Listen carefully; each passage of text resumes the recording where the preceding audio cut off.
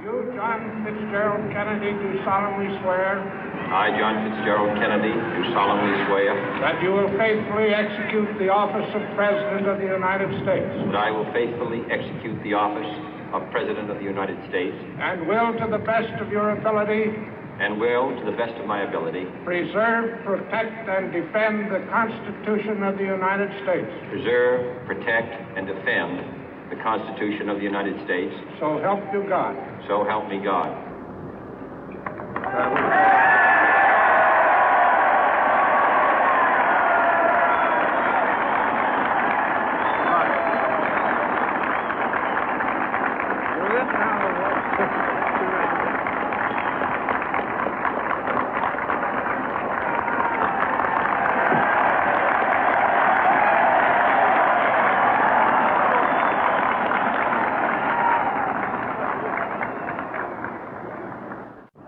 Vice President Johnson, Mr. Speaker, Mr. Chief Justice, President Eisenhower, Vice President Nixon, President Truman, Reverend clergy, fellow citizens. We observe today not a victory of party, but a celebration of freedom, symbolizing an end as well as a beginning, signifying renewal as well as change. For I have sworn before you and Almighty God the same solemn oath our forebears prescribed nearly a century and 3/4 ago. The world is very different now, for man holds in his mortal hands the power to abolish all forms of human poverty and all forms of human life. And yet the same revolutionary beliefs for which our forebears fought are still at issue around the globe. The belief that the rights of man come not from the generosity of the state, but from the hand of God. We dare not forget today that we are the heirs of that first revolution. Let the word go forth from this time and place to friend and foe alike that the torch has been passed to a new generation of Americans born in this century, tempered by war, disciplined by a hard and bitter peace, proud of our ancient heritage, and unwilling to witness or permit the slow undoing of those human rights to which this nation has always been committed and to which we are committed today at home and around the world.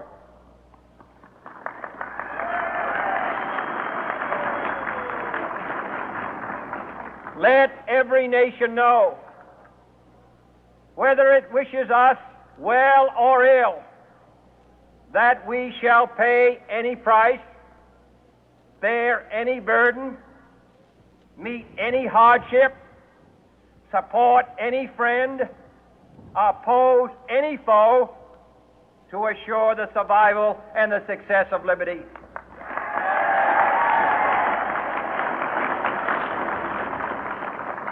This much we pledge and more. To those old allies whose cultural and spiritual origins we share, we pledge the loyalty of faithful friends. United, there is little we cannot do in a host of cooperative ventures. Divided, there is little we can do, for we dare not meet a powerful challenge at odds and split asunder. To those new states whom we welcome to the ranks of the free, we pledge our word that one form of colonial control shall not have passed away, merely to be replaced by a far more iron tyranny.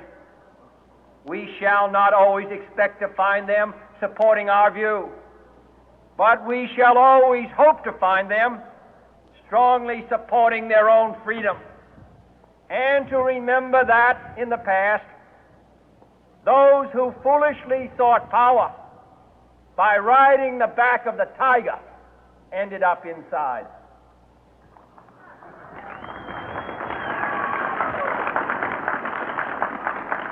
To those people in the huts and villages of half the globe struggling to break the bonds of mass misery, we pledge our best efforts to help them help themselves for whatever period is required, not because the communists may be doing it, not because we seek their votes, but because it is right. If a free society cannot help the many who are poor, it cannot save the few who are rich.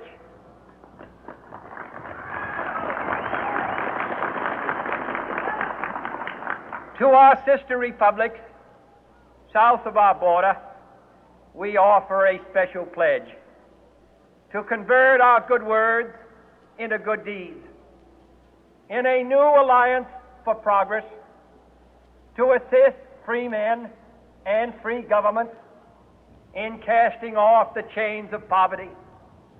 But this peaceful revolution of hope cannot become the prey of hostile powers.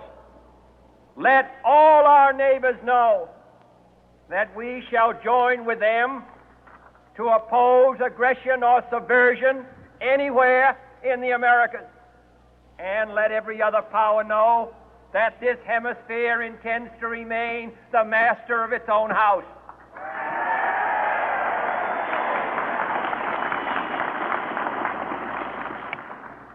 To that World Assembly of Sovereign States, the United Nations, our last best hope, in an age where the instruments of war have far outpaced the instruments of peace, we renew our pledge of support to prevent it from becoming merely a forum for invective, to strengthen its shield of the new and the weak, and to enlarge the area in which its writ may run. Finally, to those nations who would make themselves our adversary, we offer not a pledge, but a request that both sides begin anew the quest for peace.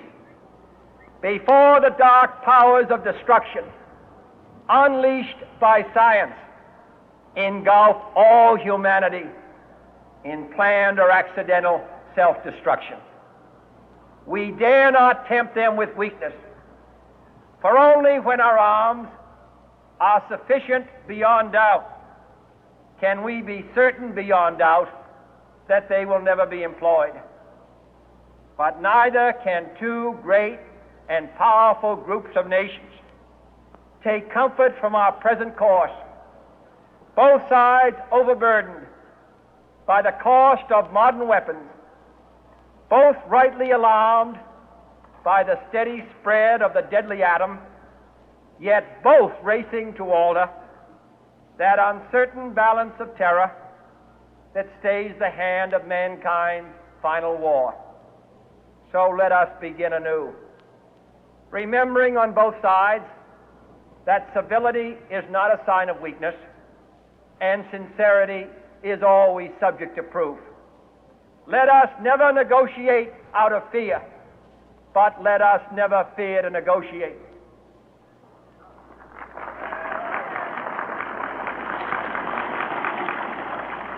Let both sides explore what problems unite us, instead of belaboring those problems which divide us.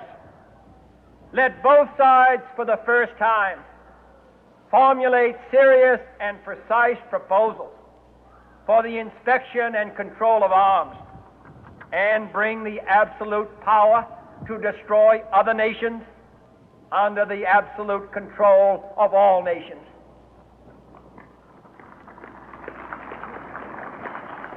Let both sides seek to invoke the wonders of science instead of its terrors. Together, let us explore the stars, conquer the deserts, eradicate disease, tap the ocean depth, and encourage the arts and commerce. Let both sides unite to heed in all corners of the earth the command of Isaiah to undo the heavy burden and let the oppressed go free. And if a beachhead of cooperation may push back the jungle of suspicion, let both sides join in creating a new endeavor, not a new balance of power, but a new world of law, where the strong are just, and the weak secure, and the peace preserved. All this will not be finished in the first 100 days, nor will it be finished in the first 1,000 days, nor in the life of this administration, nor even perhaps in our lifetime on this planet. But let us begin.